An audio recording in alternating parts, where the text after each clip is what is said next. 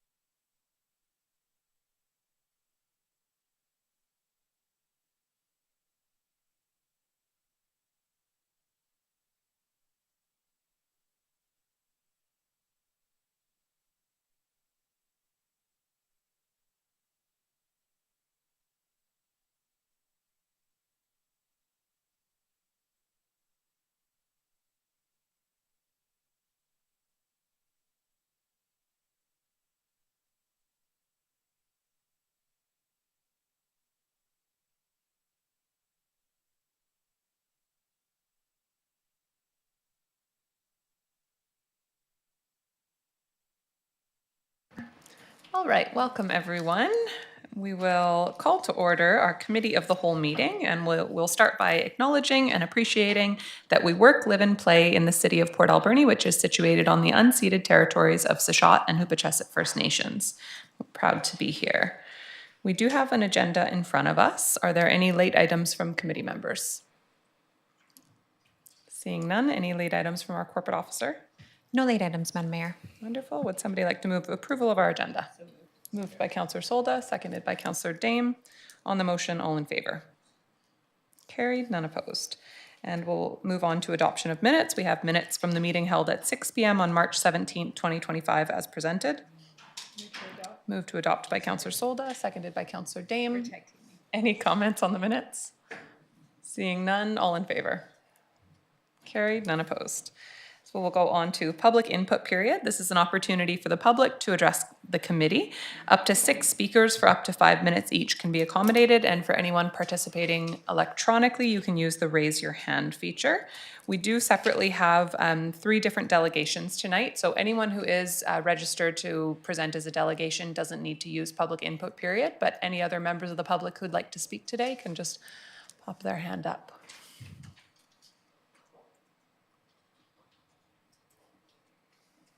All right, seeing none, we'll move on to our delegations. Item number 1, we have Mosaic Forest Management. Come on forward whenever you're ready and just turn the microphone on, and then if you don't mind introducing yourselves.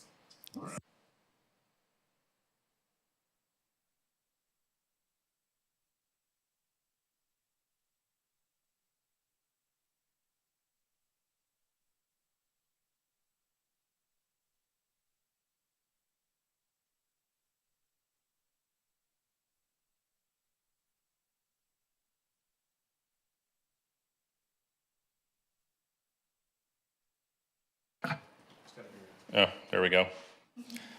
Thanks for having us here tonight. My name is Jimmy Hodgson, VP of Sustainability and Chief Forester with Mosaic.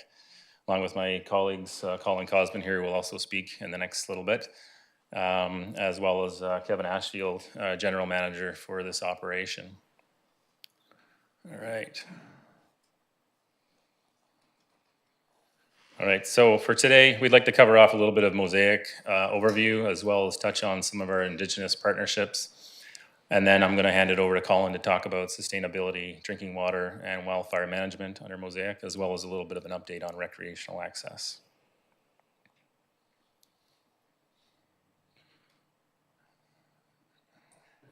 It's trying to work. There we go. All right, appreciate it. So who are we? I know there's a lot of people in the room that and online that know who Mosaic is, but just to cover off a few points, we are 100% Canadian owned. We do have a goal of creating world-class forest stewardship practices and allowing those to help us maximize their potential across the land base. Part of that is creating opportunities, meaningful partnerships with First Nations and communities alike up and down on the island here. Specifically, we do operate on both private and public lands here on the island and the lower mainland. Countless MOUs with First Nations as well that traverse across our managed lands. We do employ over 2,000 coastal workers. That includes staff, the 3 of us here today, along with all of the contract crews that are up and down the island working in our operations. And all of those obviously help serve us providing fiber to the 50 local mills that we do supply to, as well as our international customers. So what does that look like from a supply chain perspective? And you can see the numbers are pretty significant, over 460 million across the supply chain.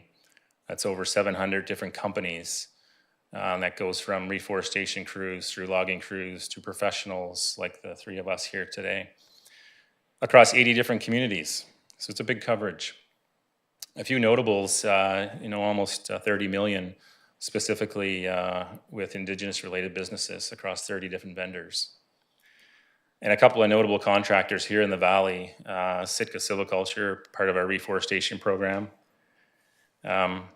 Been planting for us for about 10 years now, and helping us put 6.5 million trees in the ground this spring. Pretty big number. Most recently, partnership with Nishuk, with Sashat First Nations, and doing a little bit of logging for us here in the valley, as well as some long-standing relationships with contractors that have mature relationships here in the valley with us, with other landowners, as well as up and down the island, like Ryder Contracting, Coastal Bridge, and the Mount Sicker Group. So where do all those domestic customers look? Where are they located across the coast here? You can see a little bit of a snapshot here on where we do deliver fiber to up and down the island and into the lower mainland. Specifically here in Port Alberni, Paper Excellence and Franklin Forest Products. Historically, Western Forest Products, as well as the Sand Group. But you can see a pretty good coverage across the island and the lower mainland. So what's new for Mosaic? We do have a few new projects we're working on.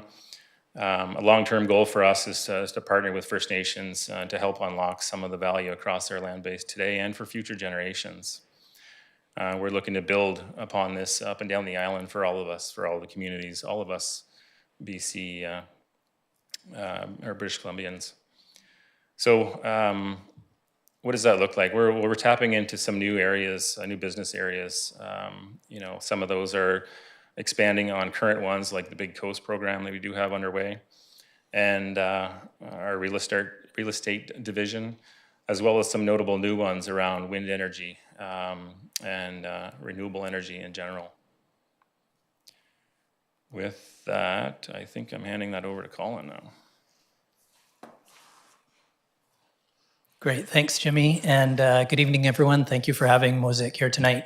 So just to take a few minutes to talk about Indigenous partnerships. Jimmy touched on a few, but we certainly have established MOUs with different nations. Just to tie it to this part of Vancouver Island, that includes the Dididat, the Hawaiiat, the Uchiklaseth, and the Hupichaseth. Certainly lots of collaboration and partnerships there. Just some examples include the Hawaiiat and working with them on their integrated resource management plan, partnerships with the Hupichaseth First Nation for our new campground at Loon Lake, along with other partnerships, and certainly diverse community investments. So the photo on the far right there is the new Hupichaseth cultural kiosk at the Loon Lake campground with two beautiful carvings that Rod Sayers created. There we go. So sustainable forest management, really on all our private managed forest lands, our activities are guided by the Sustainable Forestry Initiative. So that's third-party certification on our forest lands. That's really one of the key pieces that guide our practices. Along with that, professionals oversee everything that we do, whether it's planning activities or our reforestation obligations and a lot of other obligations we have on our lands. So that can include foresters, biologists, geologists, hydrologists, operational specialists, you name it. As Jimmy touched on, sustainable forest management certainly includes reforestation. Last year we planted over 9.3 million seedlings. Most of those trees came from seed from our Mount Newton seed orchard, which we've had since 1979. So certainly a key part of what we do. And then the last thing I wanted to touch on this slide is that more than 30 acts and regulations apply to our private managed forest lands. So that's certainly a key part of what we do as well. Oops. So watershed management, I touched on professionals, but really water quality is key to everything that we do. Professionals are involved with water quality monitoring in our program. Science, the latest science really guides our management practices. So really critical in what we do on our land base. Each year we meet annually with water purveyors in the valley and have frequent touch points throughout the year. So certainly lots of information sharing and communications there. We also do lots of field tours with Indigenous groups, local and provincial governments. The photo on the lower right there is a recent tour we did with ACRD elected officials and staff. I know we've done tours in the past with the City of Port Alberni, so certainly welcome that opportunity again this year if there's interest. So that really covers off, collaboration and how we work together. Wildfire prevention and management. The photo on the left is of the Cameron Bluffs fire.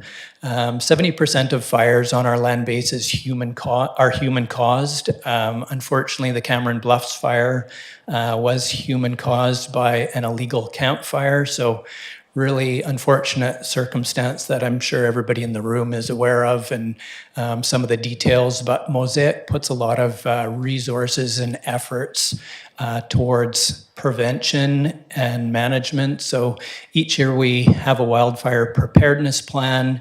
We have a long-term agreement with the BC Wildfire Service.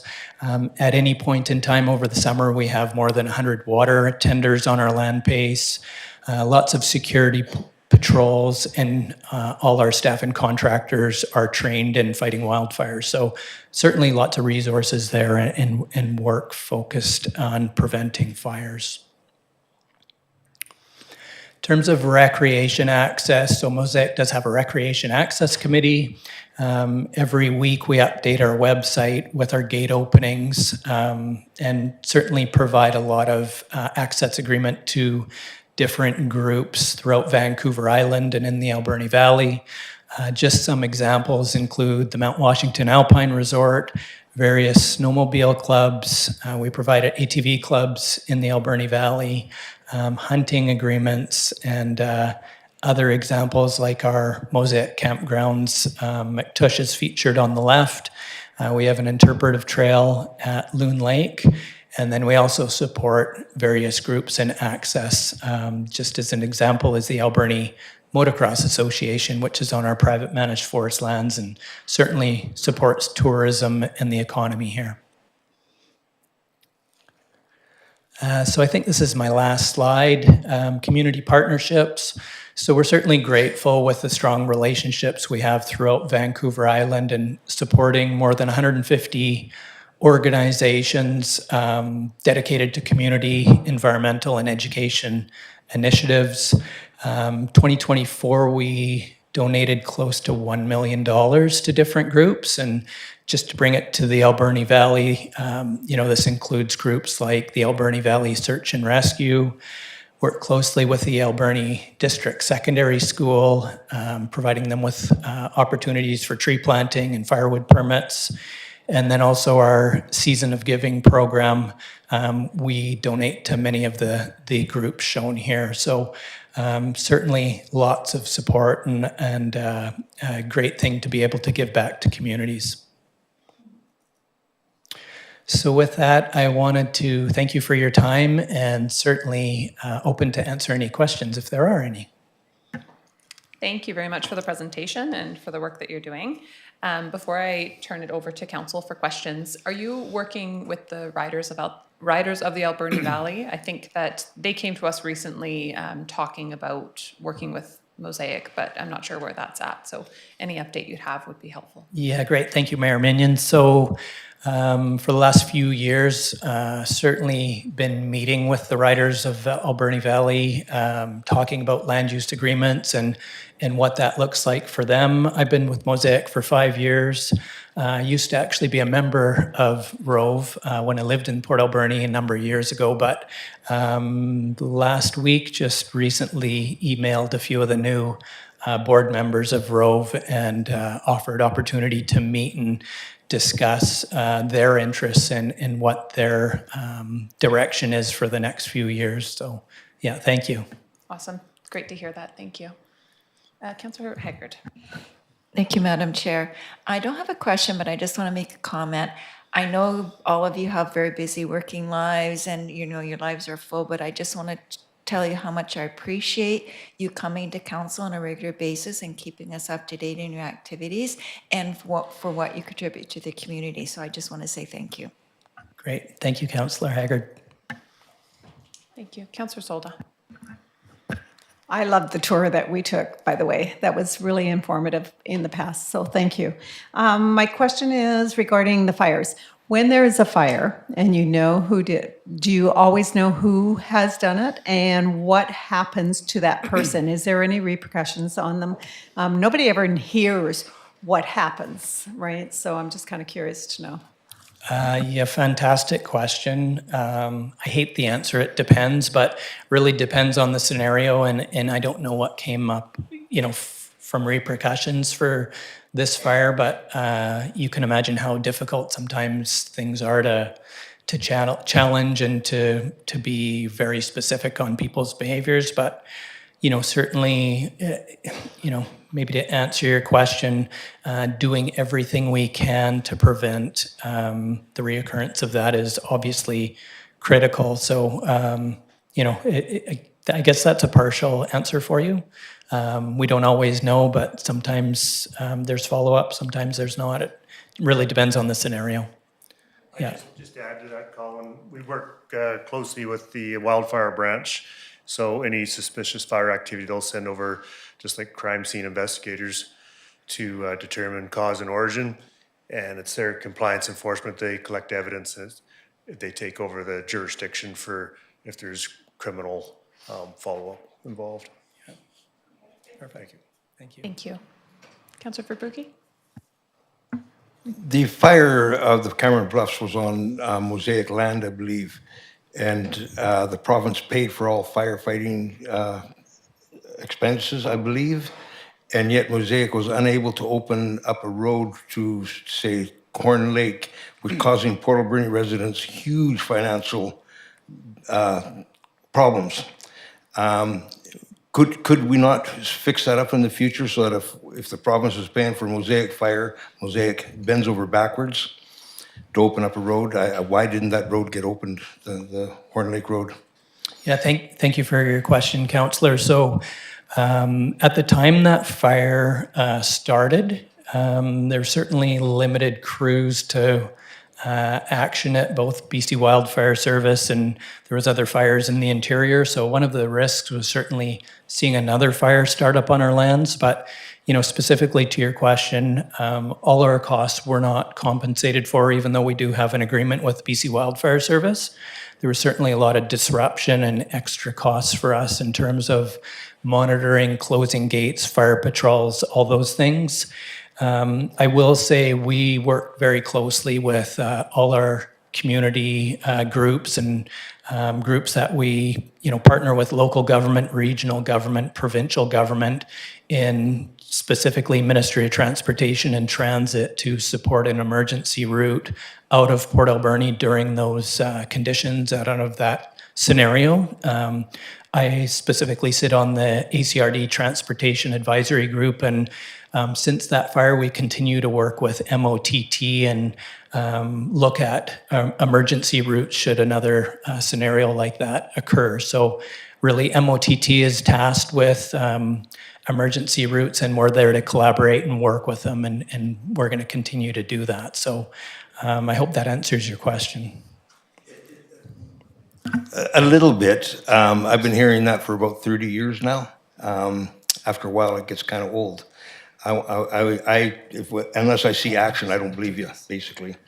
Yeah, I'll maybe just add one more thing to it. You know, a lot of people get excited and think that the Horn Lake route is a highway and a safe route to get through. And you know, during the fire, we saw a lot of safety incidents, and we closed that area off again to prevent another fire from occurring. But you know, even with people that are trained in operating radios and driving that road, there were still issues with the public. And you know, we had you know, pilot cars leading the public through emergency services through that area. So, you know, it's certainly a very tricky road to navigate even with pilot cars. So that's, one reason why it wasn't opened up at that time. And Kevin, I don't know if you want I to think add. you really covered it. Just reiterate that it's the Ministry of Transportation. We immediately, escorted them through, looked at the Horn Lake route. It wasn't deemed to be safe for open public transport, and that's why they chose the Lake Cowichan route. We full support. We, at our cost of Mosaic, set up, as you said, pilot vehicles and hiring a third-party traffic control company to escort vehicles through the Horn Lake connector for emergency access, realizing that the time that it takes with the designated route. So, and we maintain that through the entire disruption period. So, I know there's lots of misunderstanding out there, but we really did our best that we could to support Port Alberni through that very trying time for everybody. I, unfortunately for me, drove freight truck through the Cowichan route, and it was not safe either. Yeah. And I have driven many, many, many times the Horn Lake trails, starting way back when I was a kid, and I'm sure it could have been made a lot safer. I don't think a lot of effort was put into it. That's just my opinion. Yeah, I appreciate that. It just that was again a decision that was not Mosaic's on which route was safer. Thank you. I think these are good questions and certainly questions that our community have. So appreciate the dialogue being opened up. I'm going to go to Councillor Solda because there is work being done on this at the request of council. We asked the Ministry of Transportation to do an alternative route and the regional district as well, but it was council's request when we went to the minister and asked for an alternative route plan and study to be done. That work is underway and the report has recently come to the committee. So Councillor Solda, go ahead if you want to add anything. I do. First of all, I want to thank you for sitting at the table. That's really important along with the province. And there has been, which council has just received tonight, so they haven't had a chance to take a look at. So a presentation was made April 16th to the Transportation Committee, which I represent council on. And you can take a look at it. The public can go and look at it. You can actually view the whole conversation online at the ACRD. It's an emergency detour route study update.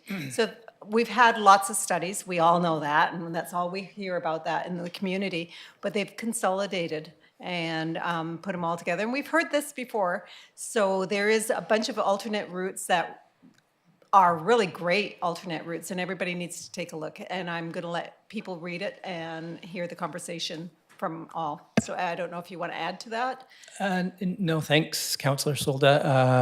Mosaic certainly did assist MOTT in researching all those routes. I specifically spent time with their engineers and others in the field, so certainly a part of that process and supporting it. Yep, thanks. Any other comments? Councillor Haggard. Thank you. As Vice Chair of the Regional District, I was on weekly calls with the emergency ministry. I can't remember what her official title was. And they said they were fantastic to work with. They had nothing but good things to say about Mosaic. And it was them who made the decision and with the Ministry of Transportation that road was not safe. So it wasn't not Mosaic. They said you were great to work with. So Wonderful. Thank you for sharing that. Thank you. Before we move on to our next delegation, I just wanted to bring up the topic of watersheds. I think we can't have this meeting, and we never do with Mosaic coming, without talking about our watershed. I think just in general as a statement, in the time I've been on council, our view of working with Mosaic as a partner around our watershed has, it's very loud. Ringer, Councillor Solda. Our view has really shifted, and how I think we feel about Mosaic as a partner in our watershed has shifted from not fantastic to significantly better. So we really appreciate the engagement that we do have with your team on our watershed planning. That said, we do very much still, I think, feel that we don't have a level of control around the activities that go on in our watershed that we would like. And I know that we're not the only community of which, you know, has Mosaic privately owned forest lands in their community that feels that way. So you'll be aware, obviously, that some of our communities continue to get together and talk to the province about increasing our rights and our ability to ensure that our communities have access to safe drinking water where there is particularly private managed forest lands. I think just kind of making this comment again because I know in the past we have explored the option of the city wanting to purchase some critical lands that are within our watershed from Mosaic, and we've kind of been back and forth on whether or not there is an appetite to explore that. So I'd like to bring that up again as one option. We really would like to make sure that we can control the critical pieces of our drinking watershed. Whether by owning some of those lands or by changed agreements long term and working kind of, you know, recognizing the higher value areas of our watershed that do exist. And I would again just, I think, lastly say that as much as, you know, we as communities tend to get together and go to the province and ask for, you know, Private Managed Forest Land Act review to be completed and the act to be updated, I think we would very much like to get together with industry stakeholders to have those conversations jointly as well between the province and the municipalities who are affected and whose watersheds are at risk if there is, you know, a catastrophic incident or something that fully affects the drinking water of not just the city of Port Alberni, the Sechot First Nation, the Hoopachassett First Nation, the regional district in some areas as well. So appreciate that there's been like a vast improvement in our partnership and how we work together, but I think we're really still not where we want to be in terms of feeling fully confident that we are protecting our watershed and the drinking water for our residents. Great. Thank you for all those comments, Mayor Minions. And we have a tour scheduled with City of Port Alberni water purveyors next month. So I'm certainly looking forward to our team getting out in the field and talking about mutual interests together with City of Port Alberni staff. And I think the last tour we did with Mayor and Council, a few of the nations also participated in that. So certainly welcome that opportunity again this year. So look forward to chatting about that more. Thank you. Yeah, great, thanks. Any other comments? Okay, seeing none, thanks very much for being here today. We appreciate it. Great, thank you. All right. Very excited to move on to our next delegation, Sechot Lightning Open Basketball Tournament for 2025. Come on forward.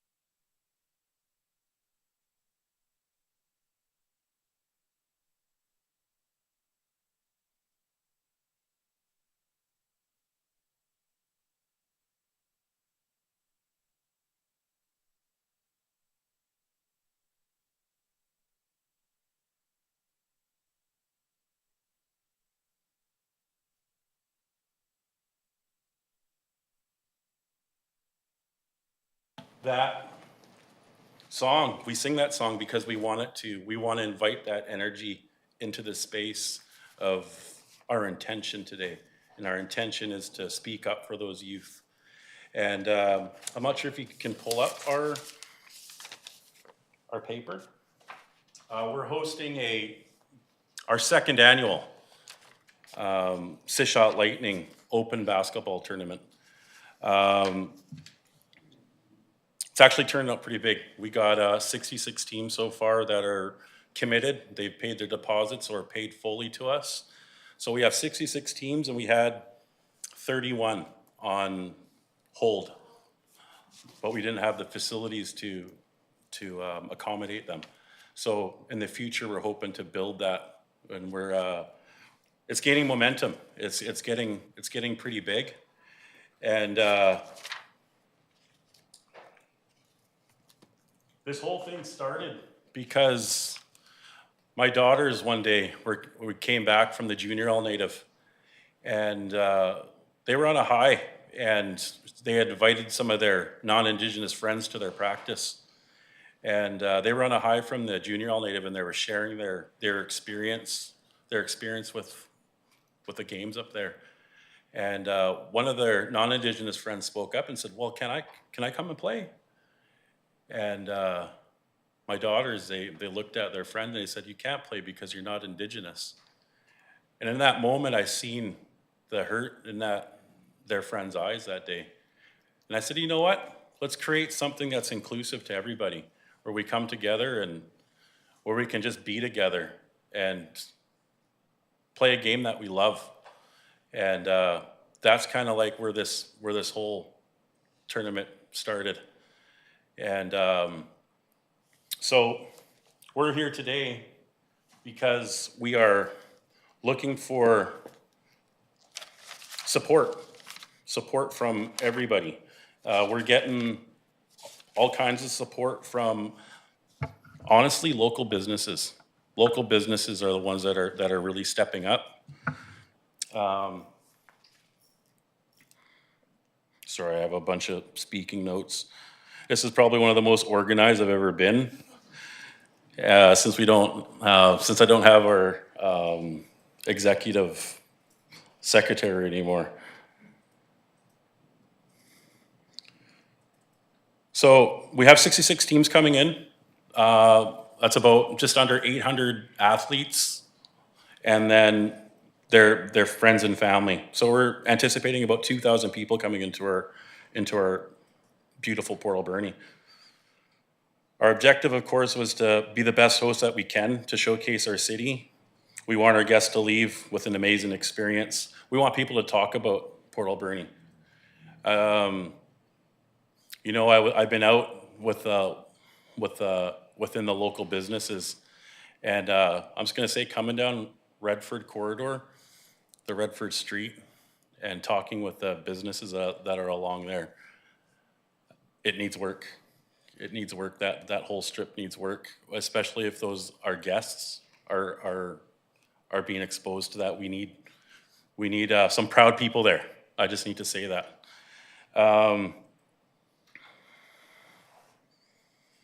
We really want to create a space for our kids to shine, our families to bond, and our communities to come together in harmony and be amongst each other and to learn to live amongst each other. And we got to be together. It's also about uplifting each other and sharing strength. This is a Sishot Lightning where we're organizing it, but we want to share the strength. So we've offered ADSS athletics, the concession, all that stuff, so they can raise money to go after their endeavors and give them more opportunities. We've got numerous other basketball teams and stuff coming to help also. And it's all to create opportunity for our youth. And of course, it's about being proud of who you are, where you come from, and representing and creating that platform for our kids to be able to shine. Not only shine, but one of the strongest stories that I had come out of there from last year was a young mom. She had to give up her son. She had to give up her son at a young age, and her son resented her. And at that basketball tournament last year, she said, "I'm going to go watch my son, but I'm going to watch him from afar." her son noticed her up in the stands. He would just take quick glances up at her. And it got stronger and stronger after every game. And they eventually made it to the championship game, and they actually won, and then they embraced each other. And that connection made this tournament completely worth it. It goes to show that when we come together, we heal, we connect. And that's what this tournament's about also. We really wanted to create a really high standard tournament. A tournament that we invested back into the athletes so they can be proud. So we've invested, so all the entry fees that were collected are reinvested back into like the championship sweaters, carved jewelry for the prestigious awards, rings for all-stars. Like, we want people to be proud. They want people to say, yeah, I got that from Port Alberni. I got that from there. We want people to talk about, they want people to feel good about that. We just don't want, as much as like little trophies or little medals and stuff like that, it's just, we want them to feel like they're invested in. So that's why we're investing everything that we get from entry fees back into the tournament. And again, creating space and connection. We want to have a youth dance. And the youth dance is a dress your best. And I'm currently talking with your guys' rec worker. We want to have this at Glenwood. We want to have it kind of dry grad. And again, just coming together again and just allowing our kids not only to play sport, but also to be able to connect and just let their hair down and just have fun together and make great memories and make those connections. I'm fortunate to be part of some amazing teams, and those relationships are very strong because of what we went through together.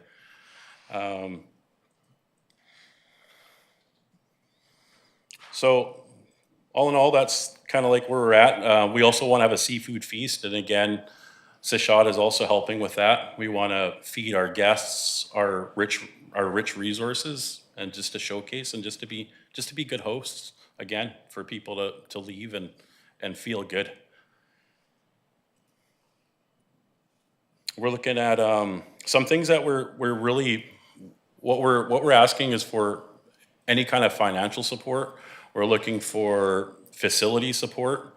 We're looking for, we also want to talk about like noise bylaws, extending past your guys' hours.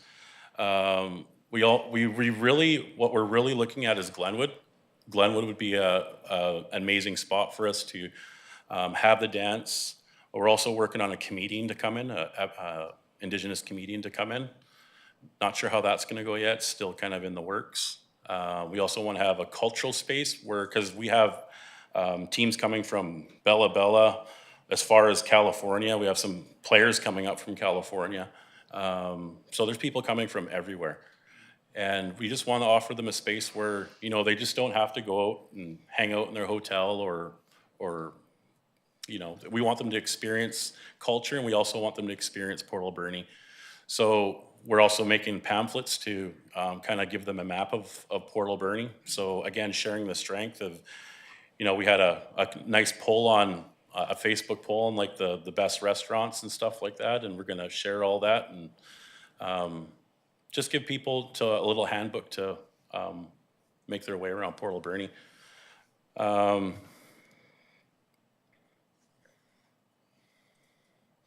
The other thing that we want to talk about is there camping available to our visitors, or if there's anything like, there's a lot of space behind athletic hall. I'm not sure if that's available or if we can do that.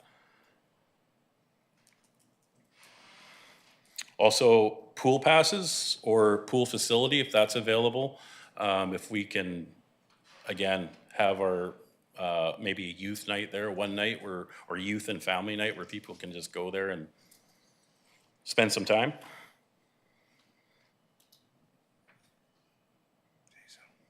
Yep.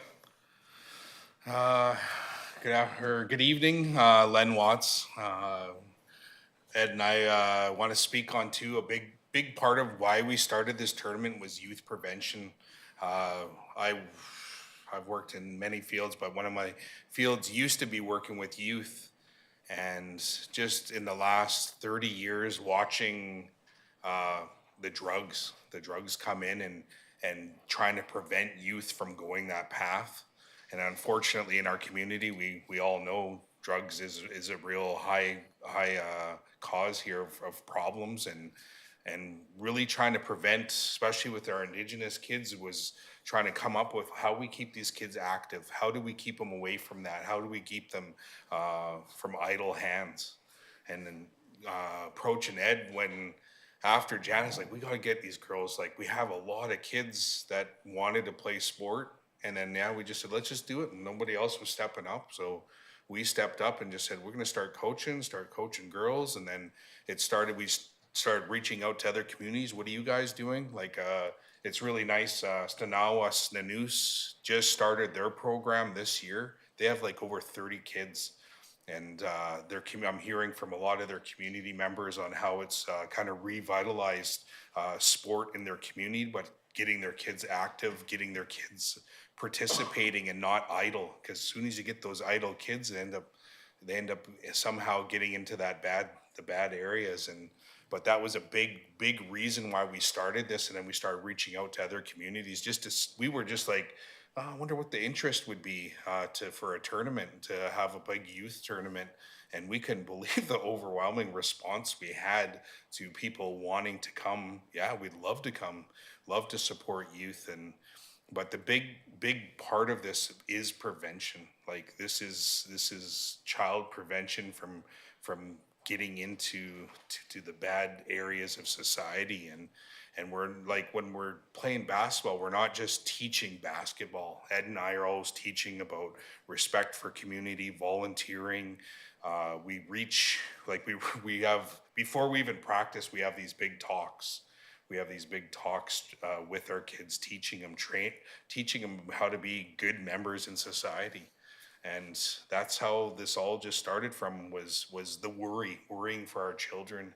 And just to see how much has grown in the last 4 years, it's crazy on how Howsit, Ukiulit, Tleoquiet, and then it came out to when Ed said, hey, we got to have a tournament where, where it's a more inclusive. And we totally agreed and said, yeah, let's have an open tournament. This is awesome.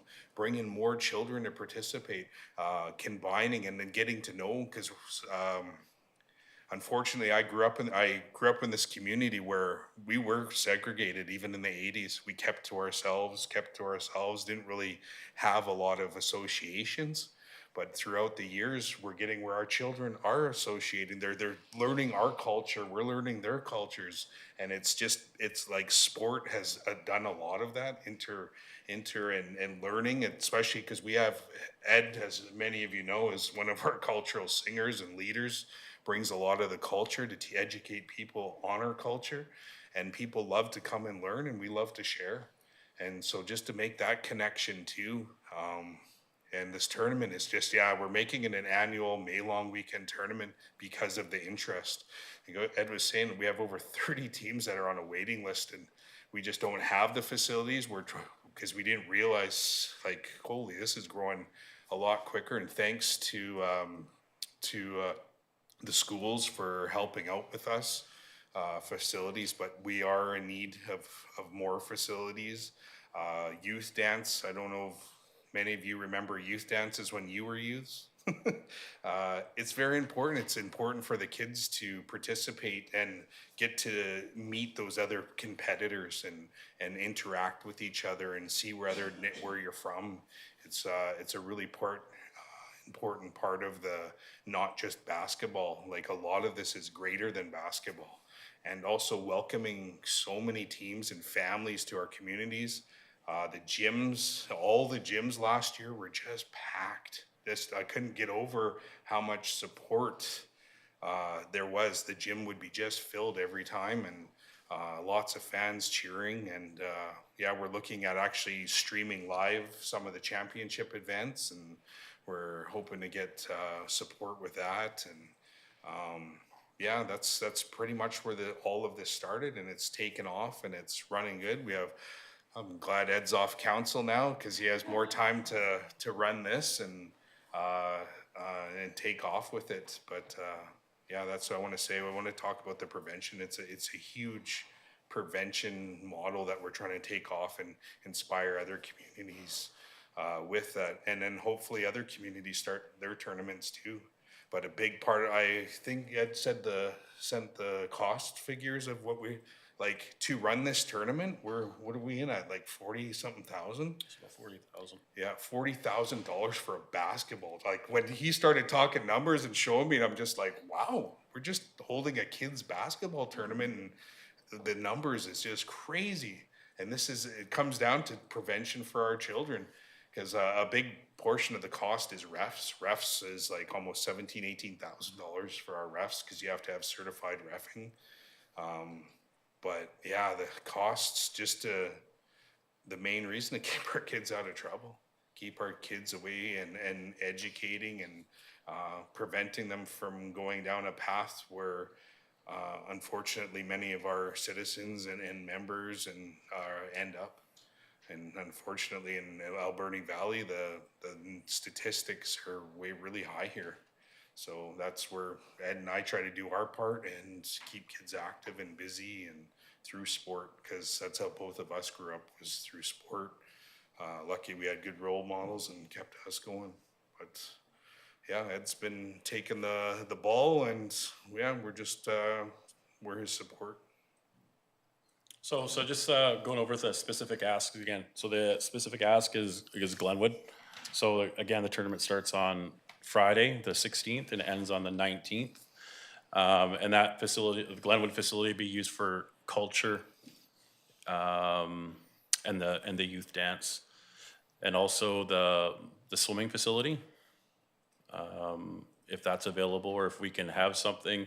It's just when I call there and I ask if we can have something there, I know they have a job to do, and they just say, well, it's only available at this time and this time.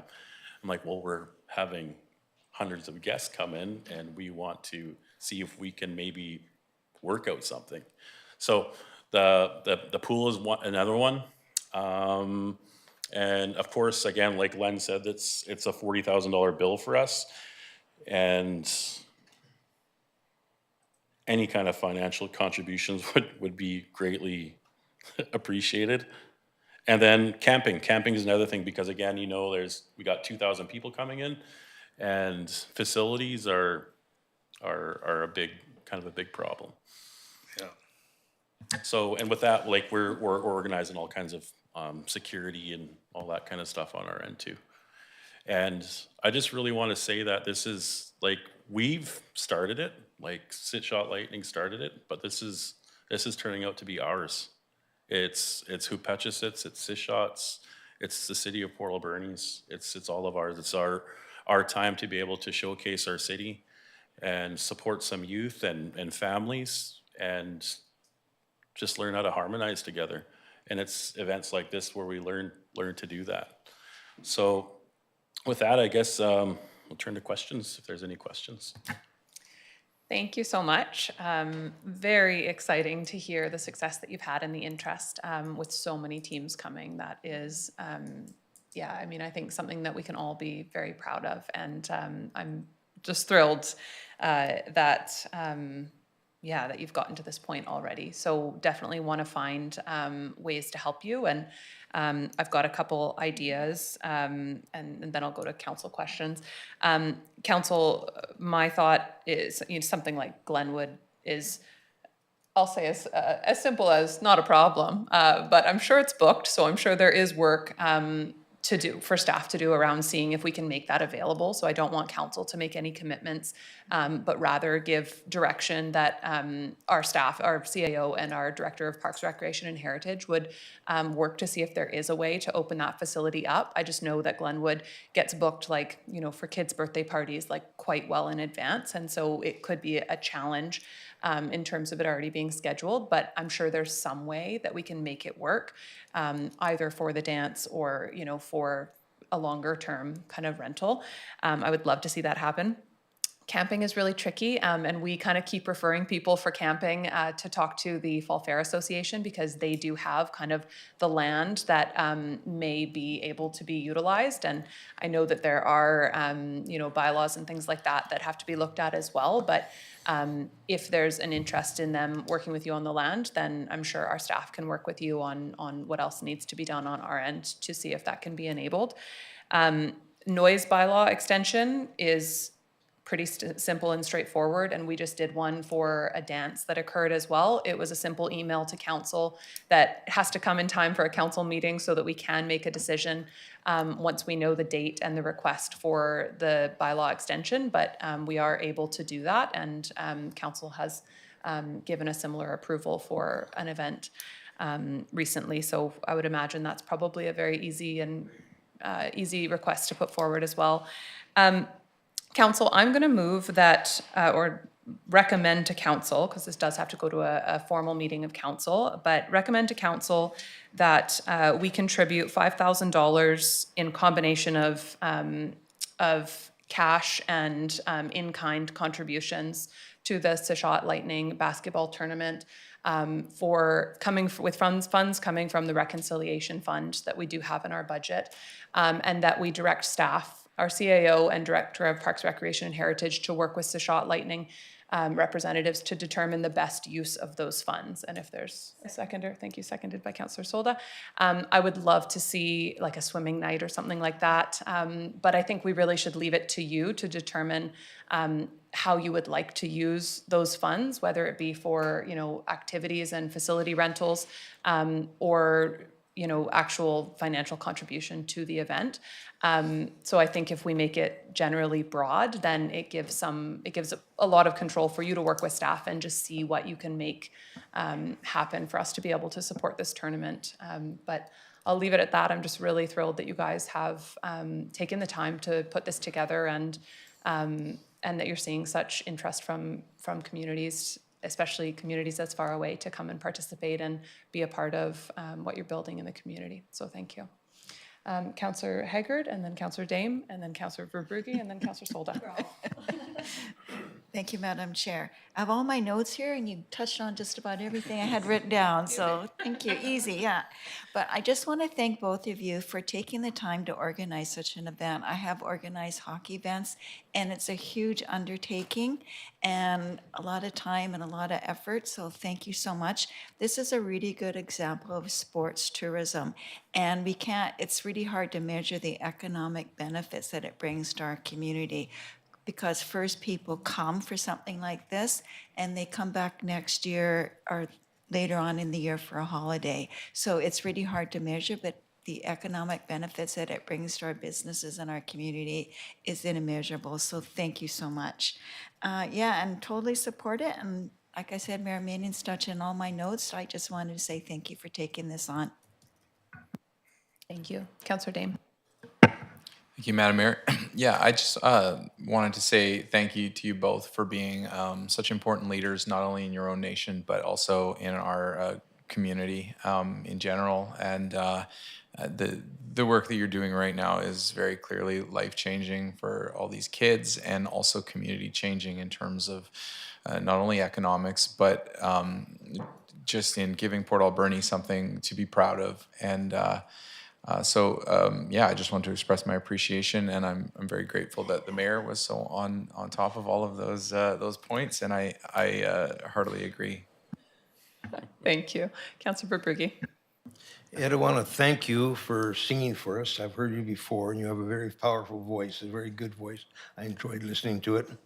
And the fact that you're making this inclusive, I have a son that played soccer with one of your relatives, and they're great friends to this day.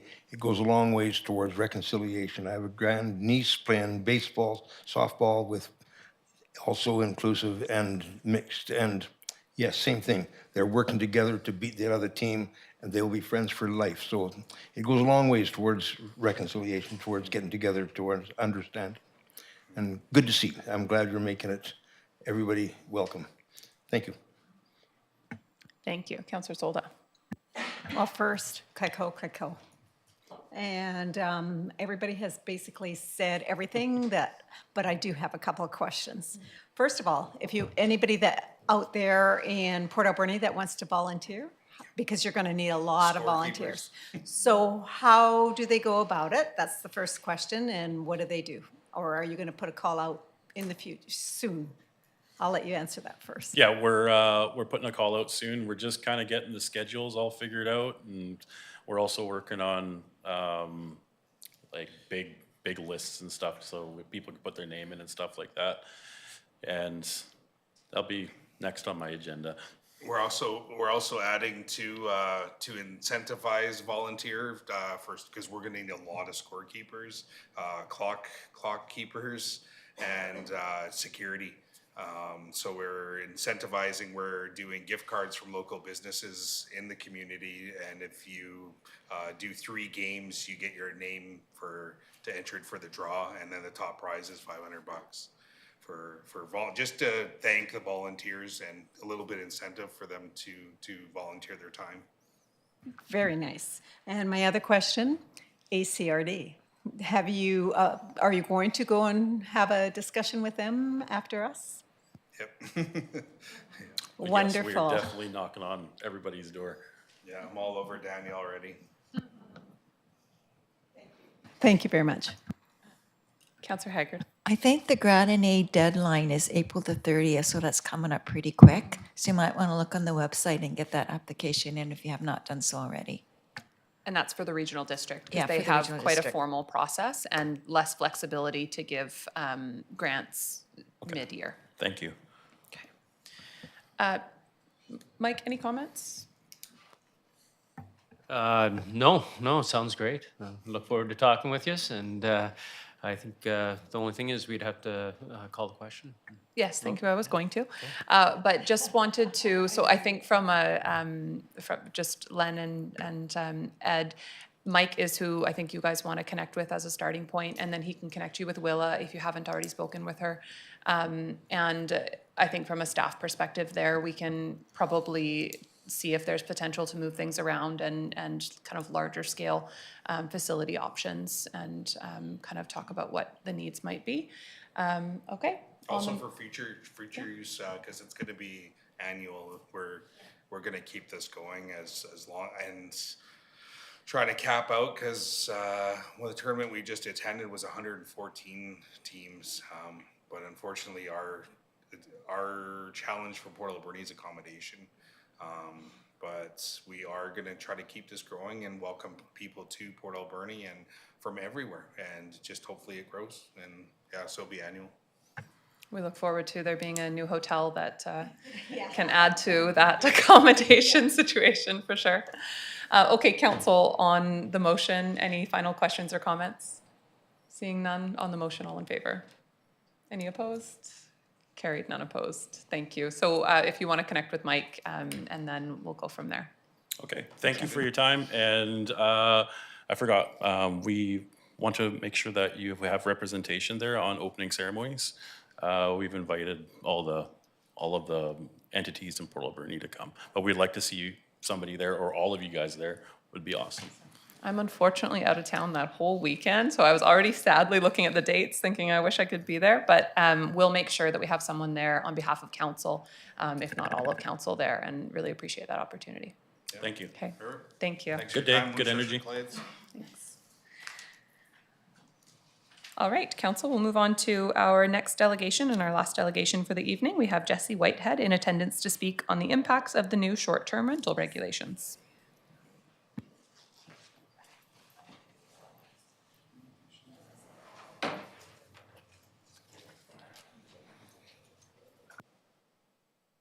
Awesome. Oh, sorry, if you hit the button again, it'll be on.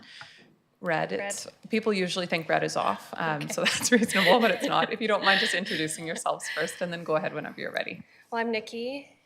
Hi, I'm Jesse Whitehead. Lorraine Oaten. Thank you for the opportunity to speak today. My name is Nikki, and I am here as part of the delegation to speak about the impacts of the new BC short-term rental registry, specifically those of us who rent a portion of our homes through platforms like Airbnb. Port Alberni is my hometown. After living away for some time, I have made the decision to return and buy a home here. To help manage the costs of home ownership and keep up with the rising cost of living, I have been hosting on Airbnb for the past year. Starting May 1st, anyone using short-term rental platforms will need a BC short-term rental registry number. To obtain that number, we must meet the requirements of our local municipality. In Port Alberni, that means holding a valid business license. And this brings me to the heart of my concern. Under the current bylaws, only properties with a legal suite can qualify for a short-term rental business license. This excludes a considerable number of homeowners like myself who rely on the income from secondary suites that aren't classified as legal, even though they are safe, functional, and self-contained. In my case, I've been hosting guests in my basement suite. It is a private, fully functioning space, but it doesn't meet the city's requirements or definition of a legal suite due to bylaw requirements that don't reflect the actual safety or usability of the space. And because of this, I cannot get a business license. To meet the city's standards for a legal suite, I would have to remove the drywall and ceiling and essentially start from scratch so that a full inspection could be carried out. That is a costly and unnecessary renovation for a space that already operates perfectly well as a guest accommodation. It is frustrating to be penalized not because the suite is unsafe, but simply because it doesn't check off certain technical boxes. Before I started hosting on Airbnb, this space was actually a long-term rental for my brother. I understand the argument that it still should be used that way, but for us, it's not that simple. We regularly use the space to host out-of-town family, and that flexibility is important to us. Converting it back to a long-term rental would mean giving up that use entirely, and it just doesn't make sense for a household anymore. The income I earned from hosting guests helped offset my mortgage, property taxes, and everyday expenses. And beyond the financial side, hosting gave me a real sense of pride and purpose. I've had the pleasure of welcoming visitors from around the world, showcasing the beauty of Port Alberni and supporting local tourism. Many of my guests have also been working professionals in town, temporarily contributing to our community in meaningful ways. I understand the need to regulate short-term rentals to protect housing stock and maintain community integrity, but I believe there is room for more flexible, inclusive approaches that support homeowners like myself who are not worsening the housing crisis. We're simply trying to stay afloat. As a delegation, we're here today with a shared concern about the limitations of the current rules. We're asking council to consider more flexible options, such as allowing short-term rental licenses in principal residences with secondary suites regardless of their legal status, as long as the space is safe and livable. I believe Port Alberni could consider a more flexible approach, one that reduces unnecessary barriers for responsible hosts. There is precedent for this. In 2014, council voted to approve an authorization process that allowed existing secondary suites to be legalized through an inspection without requiring homeowners to undergo expensive full-scale renovation. That approach recognized that many suites, while not technically legal, were safe and functional. We're not investors buying up multiple properties. We are local residents, taxpayers, and members of this community, and we need policies that reflect our lived realities. Thank you for your time and considering the human side of these new regulations. Thank you very much for coming to council. I made that motion in 2014. And it wasn't intended for short-term rentals. However, it was intended to do really the same as what you're asking for today, which was to recognize that there are many secondary suites in our community that are safe and yet are not legal. And we didn't have a process at the time to authorize those in any way. And therefore, we didn't have a process at the time to check whether they were safe or not. So my argument at the time was that if we created an authorization process, we would actually be improving the safety of the suites in our community because we'd have a mechanism in place to be able to review them, make sure they have proper egress and bedroom windows and things like that. We weren't doing that at the time because it was either legal or illegal, and there was no in between. And as you've noted, it's very challenging to make an illegal suite legal. So really appreciate you coming forward with this today. I will admit that I haven't been keeping incredibly up to date on the short-term rental changes because I would say it just hasn't been that much of a concern for Port Alberni. Not that it is not important, but that we know we don't have as many short-term rentals, so we haven't heard a lot about it, and whether it's important to residents of the community or not. So I really appreciate you coming forward, speaking to why it is important, and in an economy that we're in, and with housing prices where they're at, I think we all need to have the ability to make sure if we have a way of keeping our homes affordable, we're able to do that. And from a council perspective, we have to also make sure that we're balancing that with being able to focus on affordability and ensure that suites that can be available for long-term rentals are. So there's certainly a balance there. And I just, from my perspective, I'm not completely up to date on the regulations and how they've changed, and really like the pros and cons one way or the other, or where our current, if we have regulations currently. So I think probably the first step is for council to ask our staff to bring forward a report in the very near future to be able to give an overview of the work that has been done on short-term rentals. And I believe a few years ago, maybe 4 or 5 years ago, we started a process and we kind of abandoned it. And so I think that we just haven't really prioritized this as an issue. And maybe with how everything is changing, we need to focus back and see if we can put in regulations, and may or may not be the regulations that you're looking for, but at least at the very minimum, have a council review and conversation about what the options are so that we're all fully informed and can give consideration to how to move forward. Questions or comments from council? None. Can I Absolutely, add go ahead. a little bit? Yeah, so, thanks for hearing us all out here. So specifically, I've lived in my house for 3 years, lived in Port Alberni for 6 years, and when my wife and I moved into our home, it had an unfinished basement, which we immediately saw as an opportunity and looked to finish. I did most of the work myself with a friend.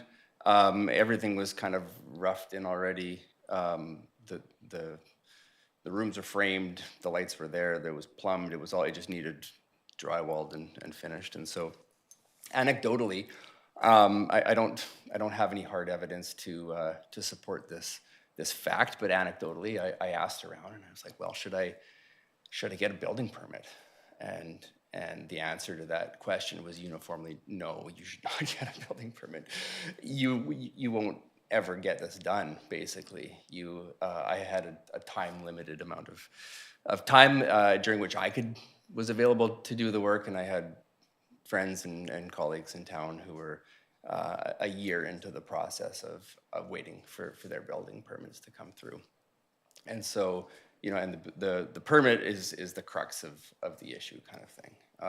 I've since been back to the building department and asked about the process of retroactively receiving a permit, and of course there's no such thing. You basically, as Nikki mentioned, you have to start again, which would mean tearing down all the work that you did and really starting again. So their estimate was that it would cost, they're seeing a lot of these come through because there's a lot of secondary suites in people's homes, which as per the province are legal, but as per the local regulations are not. So there's lots of people coming in asking for, like, what do I got to do here? And the woman that I spoke with estimated that the average sort of remediation cost would be between $15,000 and $80,000, which is just not happening for us.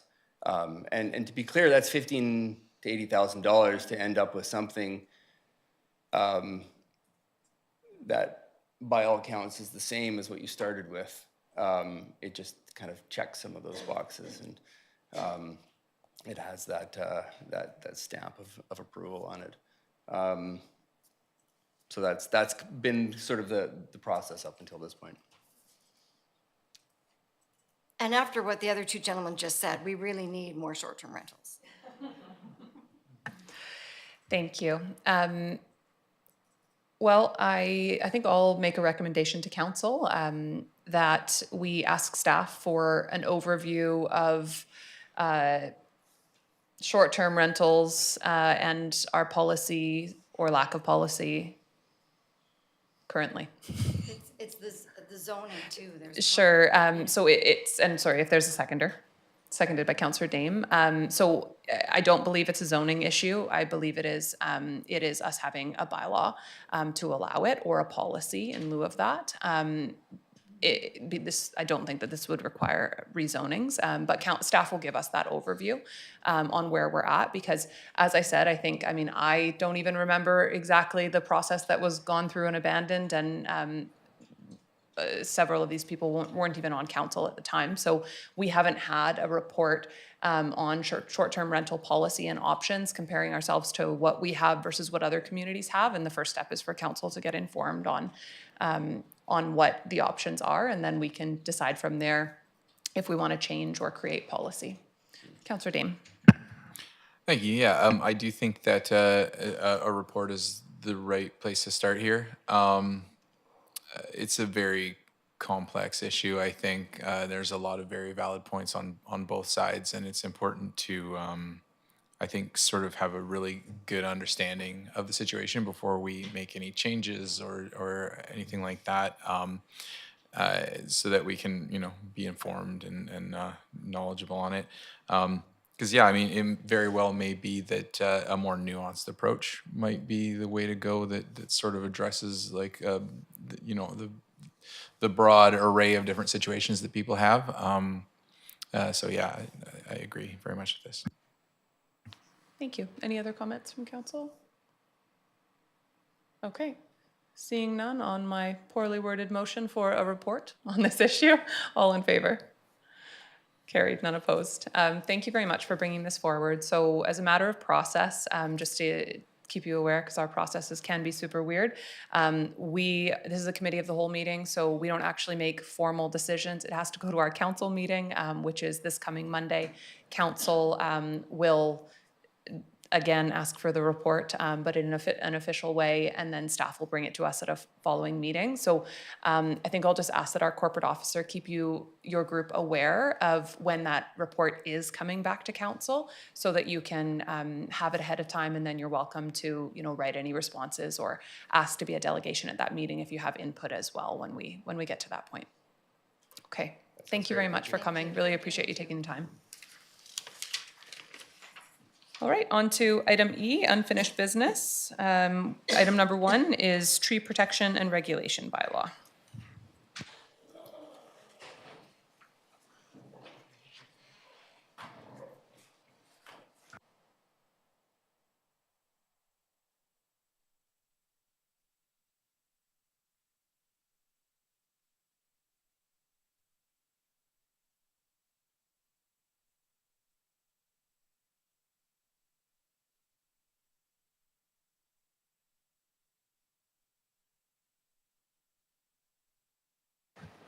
Thank you, Madam Chair.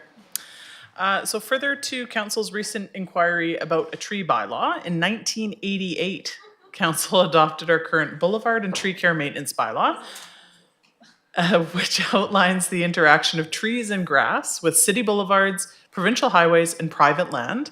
However, the current bylaw does not detail how the city plants or removes trees. As outlined in the report in front of you tonight, staff recommend developing a tree protection and regulation bylaw. So that bylaw would include specifications on planting and removing trees, similar to bylaws found in other communities. Staff recommend engaging a third party to complete this work so that we can ensure that an appropriate review of current practices in other communities, fulsome engagement with the public, and development of a comprehensive bylaw are all completed. In the spirit of trees for trees, Council may wish to consider whether utilizing funds from the Alberni Valley Community Forest Reserve would be appropriate for this project. And our Manager of Parks and myself would be happy to answer any questions. Thank you very much. I love the spirit of trees for trees. We're going to keep going with that. Council, are there questions to get started here? I'd like to hear it. Wayne, did you have anything to add? Thank you. Thank you for the question. I think it's important that this gets the resources it deserves. We currently have, we're doing our tree inventory, and we have close to 8,000 trees that we've currently logged. So it's really important that we protect this asset in the community. Thank you very much. I could not agree more. I would really like to see us move forward on this. However, I don't think I'm supportive of the full community engagement option here. So I'm understanding it to be really, a full community engagement, or we can just look at the option of creating a bylaw based on what other communities have. Is the full engagement piece of this if we're talking about trees on private property, or would that be focused as well on public trees? Thank you, through the chair. So that would be, there's a menu that would be developed, and it could be anything from private trees to public trees and anything in between. The most specific part of it is the engagement, like you mentioned. So if you wanted less engagement, or we wanted less engagement, that would reduce the cost and the significance of the bylaw. Thank you. I think I'm just not fully understanding. I mean, we create a lot of bylaws, and often we just work from what other communities have, and then kind of integrate our own community needs at the same time. So why does this one have, why would this one have a cost when others don't? And I guess what makes this one different? And so I understand if we're talking about trees on private property, I can understand that part of it and need for higher community engagement than normal. But outside of that, is this not just sort of a regular bylaw process that we would go through, or how would it be different? Thank you for the question. It would be dependent on how far we go into the bylaw. So if we're doing bylaw tree replacement, planting of trees, developing urban forests, things like that. So it all depends on how in depth we get into that. It could be done in-house, or else it could be engaged. There's a few main things that are engaged in this process. So it'd be project kickoff meetings, just discussing the expectations of the bylaw and what the community is looking for, reviewing background and relevant information that the community is doing, what our current practices are, and the big part, as you mentioned, is the engagement. And that engagement can be online, it could be through surveys, it can be in person, and it could be via Zooms meetings, stuff like that. And then the last part of it would be the draft bylaw and then the presentation of what the final product would be. Thank you. Comments from council? Councillor Solda. Just a quick comment, Madam Mayor. What about trees for development, taking them down, right?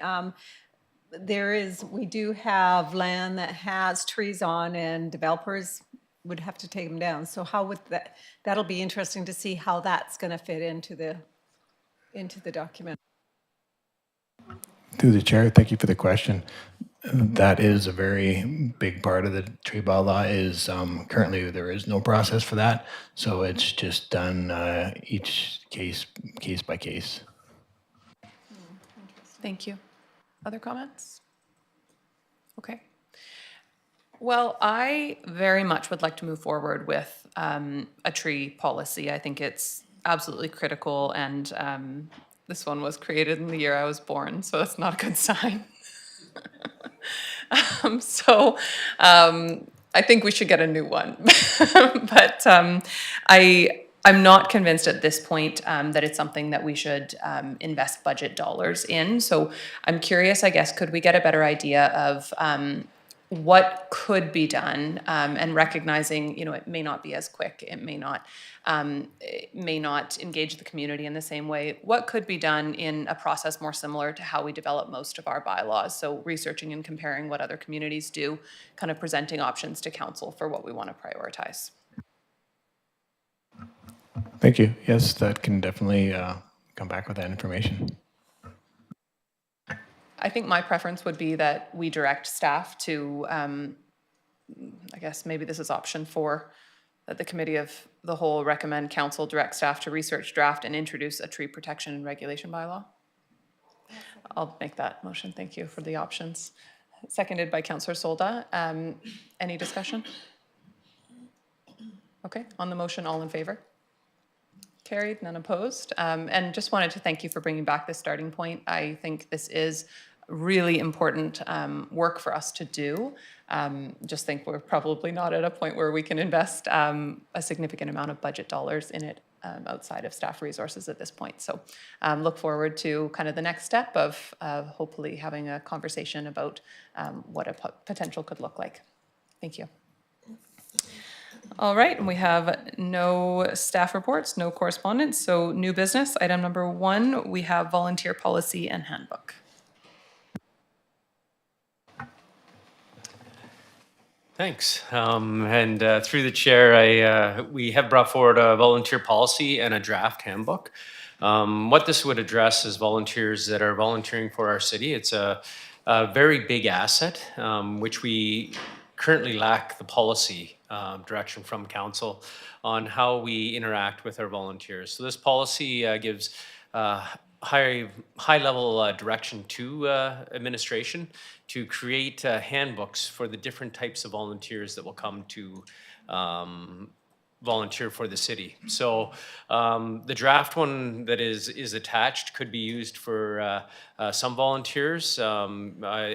Recently, when we were talking about community policing, the RCMP have quite an in-depth volunteer policy that they have to sign off for the RCMP, but the city lacked the policy. Administration found that is a gap, and we do have lots of volunteers that volunteer in many different areas of the city.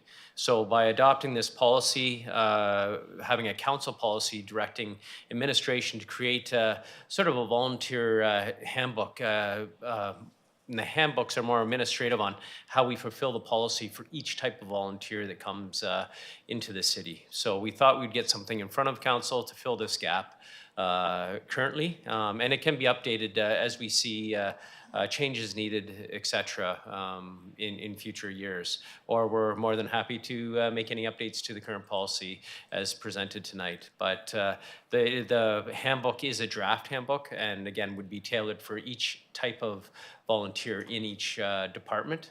So we just wanted to provide sort of a template on what it could look like. Thank you. Discussion? Councillor Dame. Thank you. Yeah, I think it looks great. I think the draft is very well done and covers everything that I could think of. So yeah, well done. Thank you. Would somebody like to make the motion? Councillor Dame. Sure, yeah, I'll make the motion. I move that the Committee of the Whole recommend Council approve volunteer policy number 3002-8 and the associated volunteer handbook. Thank you. Moved by Councillor Dame, seconded by Councillor Solda. Seeing no comments on the motion, all in favor? Carried, none opposed. Thank you. And question period. This is an opportunity for members of the public to ask questions of the committee. For those participating electronically, you can use the raise your hand feature. Would anybody like to ask questions?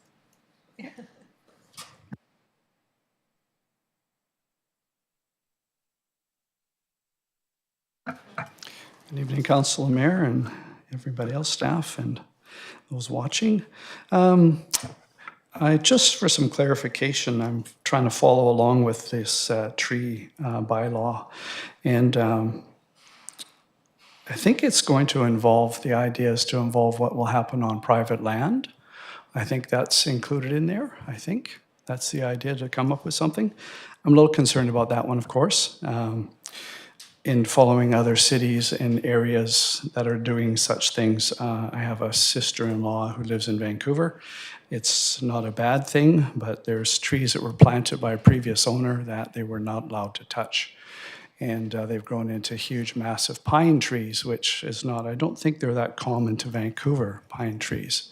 But it's made the backyard unusable for gardening.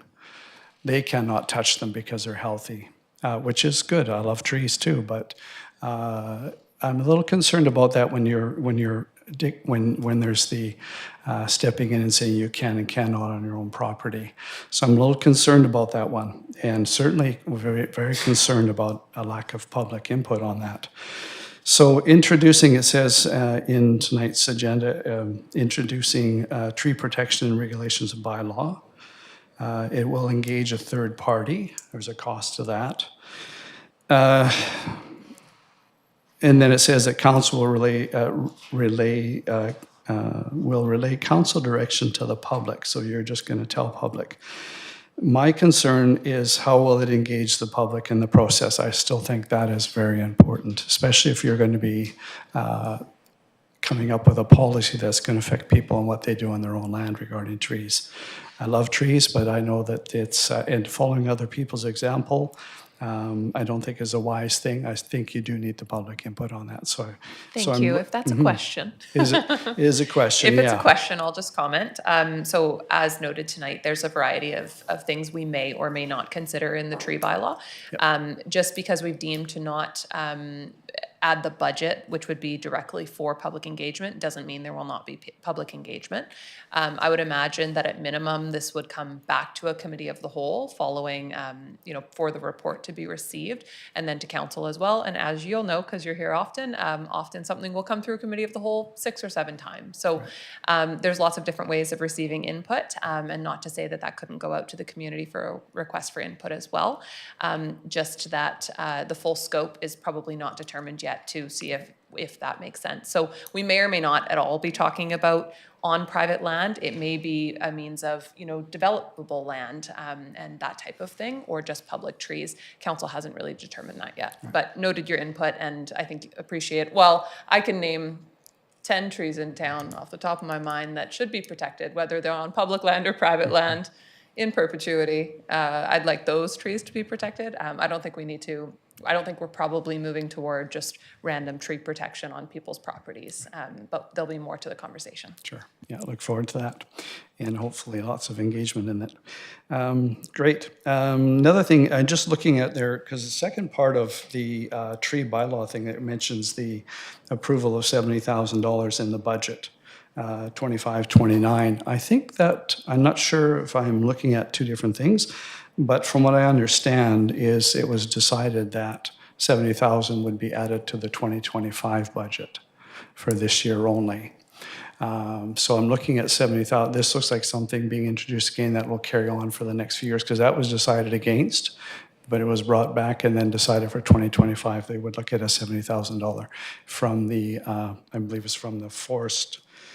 There was a fund that was being drawn from. So I hope this isn't being added to as a $70,000 for the next, till 2029. Okay. No, separate issues. Separate issues, thank you. Separate issues. So is it that you want to reintroduce $70,000 for the budget for 2025, 2029? The tree planting budget, completely separate from any tree protection work. The Right. tree planting budget is already introduced and would continue to be in the budget. It was in the budget, it was removed for this year only. It was then put back in, being funded by the community forest grant. But it remains in the budget for 2026 to 2029 as it was prior. Okay, I misunderstood the last meeting then, because I thought it was just reintroduced for this year only. Okay, thank you. Great, okay, perfect. It's clarification, thank you.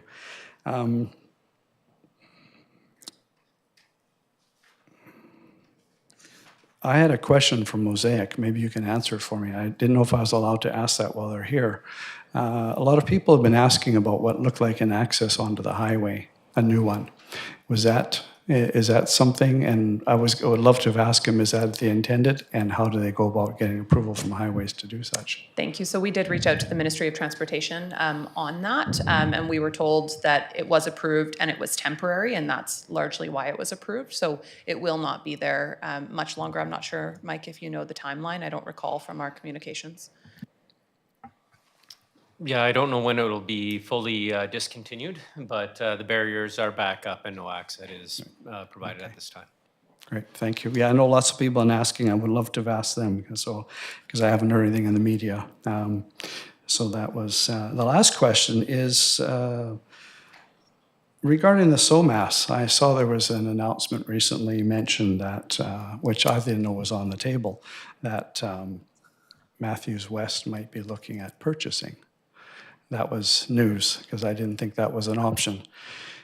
With that in mind, there's a lot of funds, if they do go through with that, it's going to cover all, it mentions in the information that came to public that the money would be reimbursed, including when they clean things up, there's a cost to that, and all the costs associated right up to date. That would be a large sum of money. That money would be put back into, I don't know, reducing taxes? No. But I don't know where that would go. And if the city is looking at taking some of those funds down the road and reinvesting in another piece of land, I don't know what the considerations are, why at this point it's sort of been thrown out there that it might be purchased rather than the city controlling it all. So I'm not sure where that came from because I understood it was not an I think option. it's largely always been intended to be sold from the day that we bought the property. From the day that we announced expropriation of the property far before we even sold it, it was always our intent to, or before we purchased it, it was always our intent to at some point sell the land.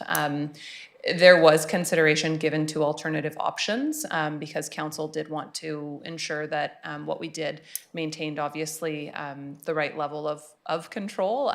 So some of those conversations and the decision of when to purchase has something to do with that control that we want to ensure that we have over the future of the land. But I think largely the intent has always been to sell the lands, and we've made a lot of public statements about recouping the cost of the purchase. So it's hard to get information out to the public these days, but it has always been the intent to sell. Great, thank you. So with that in mind, in future, if that money, if it is sold, and I'm just wondering in future when something as large as that is looked at, even though it has a positive for a lot of people, there is a large cost involved in even what has been done on this piece. And I think it's called a referendum, is that what it's called? Before something like that goes to, and makes a decision on, would that be something that would be looked at in the future? Because I don't think it went to a referendum on. There's very specific rules of when referendums need to be used, and this wasn't one of them. We didn't borrow for the purchase of these lands, so referendums are typically to gain authorization for borrowing. We didn't borrow, so we didn't need a referendum. Certainly in the future, if another council decided to make a large purchase, they may choose to go to referendum if they wanted to gauge public input or get authorization to borrow. But that's all speculation because we can't say what a future council would do. Good, thank you. Yeah, it's so referendum is when it's borrowed a large amount of money from taxpayers' dollars, I think, a good portion of it. So that sounds like a good reason to look to public for that sort of input. So great, thank you again, appreciate it. Thanks, everybody. Thanks, and I'll just state again that we didn't borrow any funds for the purchase, so. All right, any other questions from members of the public? Okay, would somebody like to move adjournment? So moved. Moved by Councillor Dame, seconded by Councillor Solda. On the motion, all in favor? Carried, none opposed, meeting adjourned. Thank you, everyone.